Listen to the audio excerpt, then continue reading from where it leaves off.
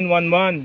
Pinakita ko po sa presinto yung demand letter na matagal ko nang minil sa kanila pero ayaw lang tanggapin. Demand letter 1. Tapos ito, demand letter 2. Matagal ko na itong pinadala nung September 7 pa po, 2023. So, nagko-comply po ako dito sa Republic Act number 9653, Rent Control Law. May penalty po ito na 25,000 to 50,000 fine or imprisonment of 1 month to 6 months of imprisonment. Rent Control Act of 2009. Pero alam ko, dahil inisyuhan ko na sila ng certification to file action, wala na akong ano dyan.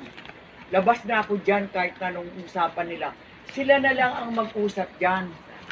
Ngayon, ayon po kasi sa batas ng Republic Act number 9653, ito po, sabi po rito, non-compliance with the law, mayroong fine na 50,000 pesos.